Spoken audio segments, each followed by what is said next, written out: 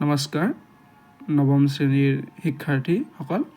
আজি মই তোমালোকক দুৰ্গেশ্বৰ শৰ্মাদেৱৰ দ্বাৰা বিৰচিত গীত আৰু ছবি নামৰ কবিতাটি বুজাবলৈ চেষ্টা কৰিম।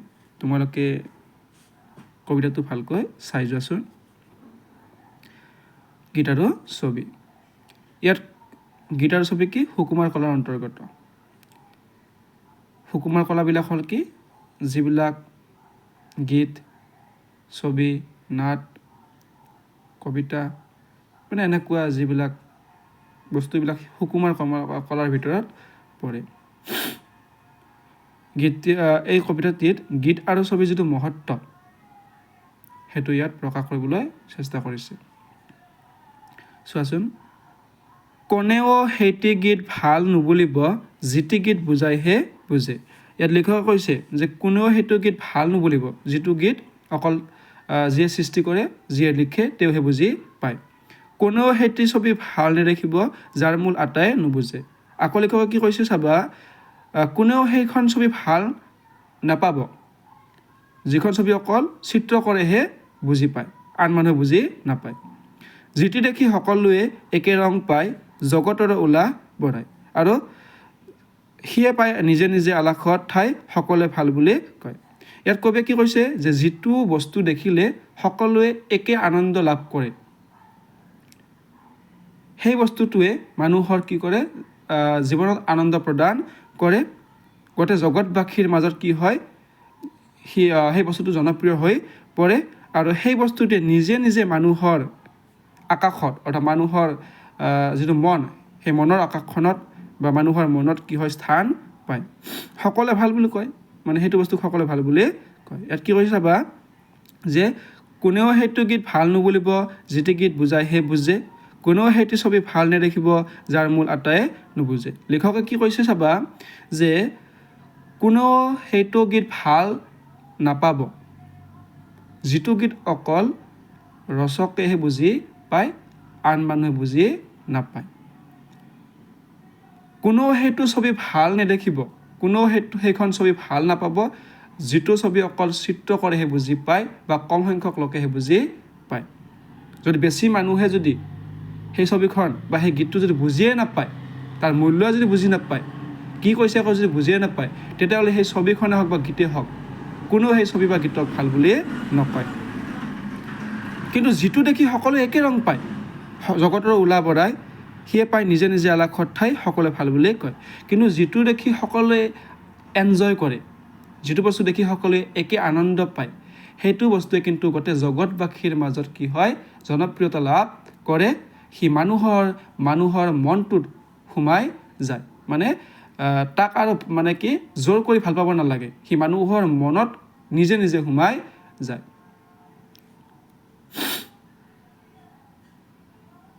যিমান নুবুজা হওঁ তথাপি শুনিলে, ভাল গীতে হৃদয় জগাব। যিমান নজনা হওঁ চকুত পৰিলে, ভাল ছবি মনত সোমাব। ইয়াত লিখকে আকৌ কৈছে কি চাবা, যে যিমানে গীত এটা আমি নুবুজো কিয়, যদি সেই গীতটো সহজ সৰল ভাষাত ৰচিত হয়, তাৰ অৰ্থ যদি ভাল হয়, তাৰ সুৰ যদি ভাল হয়, তেতিয়াহ'লে কিন্তু সেই গীতটো মানুহে শুনি ভাল পাব, মানুহৰ হৃদয়ত শান্তি স্থাপন কৰিব। যিমান নজনা হওঁ চকুত পৰিলে, ভাল ছবি মনত সোমাব।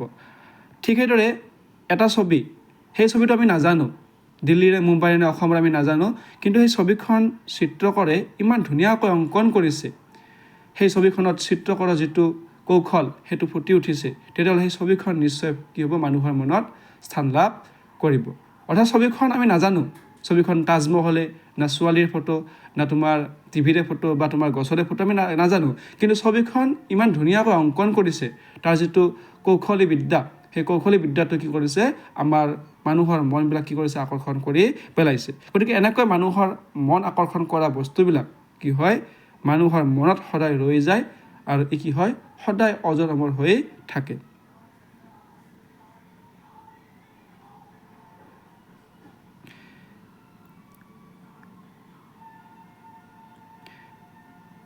যিমান নজনা হওঁ চকুত পৰিলে ভাল ছবি মনত সোমাব। কৈছে যিমান ছবিখন নাজানো কিয়, তো ছবিখনৰ বিষয়ে আমি নাজানো, কিন্তু ছবিখন যদি ভাল হয় তেনেহ'লে আমাৰ মনত সি স্থান লাভ কৰিব।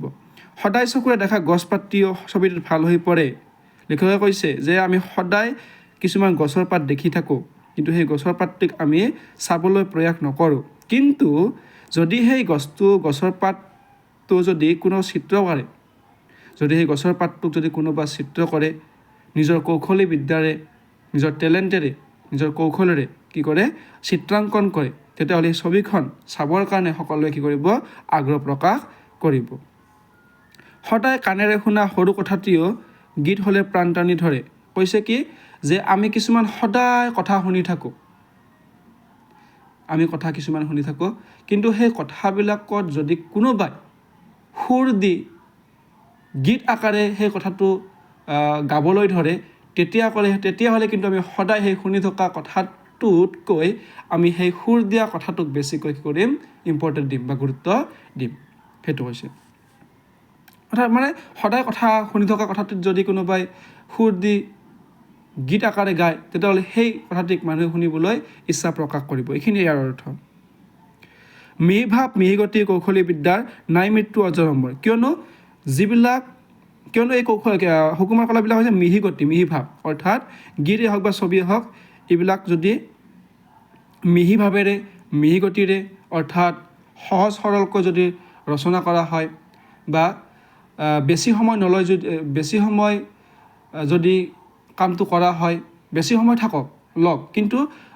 লওক কিন্তু কামটো ভাল হ'ব লাগিব। যদি এনেকুৱা দৃষ্টিভংগীৰে যদি মানুহে কামবিলাক কৰি যায়, তেতিয়াহ'লে সেই কামটো কি হয় মানুহৰ সদায় ভাল লাগে আৰু সি সদায় অজৰ-অমৰ হৈ ৰয়। য'তে পৰে ত'তে গজে বিভিন্ন আকাৰ, ঠাই বুজি দীঘল ডাঙৰ। ইয়াত কি কৈছে, য'তে পৰে ত'তে গজে, অৰ্থাৎ কোনোবা এখন ঠাইৰ গীতে হওক বা ছবিয়ে হওক, সি য'তেই যাওক, সি দিল্লীতে যাওক বা মুম্বাইতে যাওক বা চন্দ্ৰতে যাওক, সি কিন্তু কি হ'ব জনপ্ৰিয়তা লাভ কৰিবই। কিন্তু এটা কথা, ঠাই বুজি দীঘল ডাঙৰ, কিন্তু তাৰ জন্মস্থানতকৈ কিন্তু বেলেগ ঠাইত যেতিয়া সেই গীত বা ছবি বিয়পি পৰিব, তাত কিন্তু তাৰ জনপ্ৰিয়তা অকণমান হ'লেও কম হ'ব। কিয়নো অসমত সৃষ্টি হোৱা ছবিখনে আমেৰিকা বা ইংলেণ্ডত জনপ্ৰিয়তা কম অৰ্জন কৰিব। আৰু তেনেকৈ আমেৰিকা বা ইংলেণ্ডৰ ছবি এখন যদি অসমত আহে বা গীত এটা যদি অসমত আহে, তেতিয়াহ'লে অসমত তাৰ কিন্তু জনপ্ৰিয়তা অলপ হ'লেও কম হ'ব। এইটো বুজাইছে। মই কবিতাটো থুলমূলকৈ আকৌ বুজাই দিছোঁ চাবা, যে গীত আৰু ছবি। কবিতাটি দুৰ্গেশ্বৰ শৰ্মাই গীত আৰু ছবিৰ মহত্ব বুজাবলৈ চেষ্টা কৰিছে। কবিয়ে ইয়াত কৈছে যে কোনেও সেইটো গীত শুনি ভাল নাপাব যিটো গীত অকল ৰচনা কৰোঁতাহে বুজি পায়, আন মানুহে বুজি নাপায় বা বেছি সংখ্যক মানুহে বুজি নাপায়, সেই গীতটোক কোনো ভাল বুলি নক'ব। ঠিক সেইদৰে কোনো সেইখন ছবিক ভাল নাপাব যিখন ছবিক অকল চিত্ৰকৰেহে বুজি পায় বা 10জন মানুহে বুজি পায়, বাকী মানুহে বুজি নাপায়। কিন্তু লিখকে কৈছে এটা কথা, যে কিন্তু যিটো দেখি সকলোৱে একে আনন্দ লাভ কৰে, সেই বস্তুটোৱে কিন্তু গোটেই জগতবাসীয়ে কি কৰে আদৰি লয়। যিটো বস্তুক দেখিলে সকলোৱে একে ৰং পায়, সেইটো বস্তুৱে মানুহৰ মনত নিজে নিজে স্থান লাভ কৰে। ইয়াত আকৌ কি কৈছে, যিমান নুবুজা হওক, মানে যিমানে গীত আমি নুবুজা হওঁ, যদি গীতটো সহজ সৰল ভাষাত কি হয় ৰচনা কৰা হয়, তাৰ ছন্দ যদি ভাল হয়, তাৰ লয় সুৰ যদি ভাল হয়, তাৰ ভাষা যদি সহজ সৰল হয়, তেতিয়াহ'লে সেই গীতটো কিন্তু আমাৰ নুবুজা হ'লেও, ইংলিছে হওক বা হিন্দীয়ে হওক বা তোমাৰ বেলেগ ভাষাৰে হওক, কিন্তু তাৰ যিটো সুৰ, সেই সুৰে কি কৰিব আমাক মানে এট্ৰেকশ্যন কৰিব, মানে আমাৰ মনটোক কি কৰিব আকৰ্ষণ কৰিব, মানে সেই গীতটো শুনিবলৈ আমাৰ বাৰে বাৰে মন যাব। হয়তো আমি গীতটো নুবুজোঁ, কিন্তু সেই গীতটোৰ সুৰ বা ছন্দই আমাক কি কৰিব টানি নিব। সেইটো কৈছে। ঠিক সেইদৰে আমি কোনো ছবি এটা জীৱনত দেখা নাই, কিন্তু ছবিখন যদি ধুনীয়াকৈ চিত্ৰকাৰ যদি অংকন কৰে, যদি সেইখন ছবি চালে যেন কি হয় এটা মানে আত্মা থকা যেন লাগে, মানে ছবিখন ৰিয়েল যেন লাগে, তেনেকুৱা ছবিখনক কিন্তু চাবৰ কাৰণে মানুহে কি কৰিব আগ্ৰহ প্ৰকাশ কৰিব। ঠিক সেইদৰে লেখকে আকৌ কি কৈছে, যে সদায় মানুহে কিছুমান কথা কৈ থাকে বা কিছুমান কথা শুনি থাকে, যদি সেই শুনি থকা কথাটো যদি কোনোবাই গীত আকাৰে শুনিবলৈ পায়, তেতিয়াহ'লেহে কিন্তু কথাটোক সকলোৱে গুৰুত্ব দিব। ইয়াত লিখকে কৈছে কি সদায় আমি গছৰ পাতবিলাক দেখা পাওঁ, কিন্তু সেই গছে পেলাই দিয়া সেই গছৰ পাতবিলাক কিন্তু আমি চাবলৈ ইচ্ছা প্ৰকাশ নকৰোঁ। কিন্তু কোনোবা চিত্ৰকাৰে বা আৰ্টিষ্টে যদি সেই সৰি পৰা গছৰ পাতটিক নতুন ৰূপ দিবলৈ নিজৰ কৌশলী বিদ্যাৰে চিত্ৰাংকন কৰে, তেতিয়াহ'লে কিন্তু সেই ছবিখন চাবৰ কাৰণে সকলোৱে কি কৰিব, ইচ্ছা প্ৰকাশ কৰিব। মিহিভাৱ মিহিগতি কৌশলী বিদ্যা নাই মৃত্যু অজৰমৰ, মানে যিবিলাক ছবি বা যিবিলাক গীত বা যিবিলাক বস্তু সৃষ্টিকৰ্তাই মানে যোনে বনায়, তেওঁ যদি নিজৰ কৌশলেৰে সেই ছবিখন বা সেই গীতটো ভাল কৰিবলৈ চেষ্টা কৰে, বেছি সময় লৈ যদি কামটো কৰে,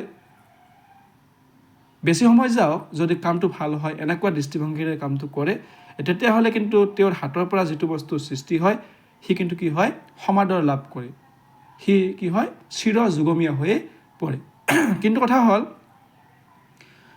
জন্মস্থানত সৃষ্টি হোৱা বস্তুটো কিন্তু জন্মস্থানতে বেছিকৈ সমাদৰ লাভ কৰে। যদি সি বিয়পি পৰে বেলেগ ঠাইত, তাৰ কিন্তু জনপ্ৰিয়তা অকণমান হ'লে কি হয়, কম হয়।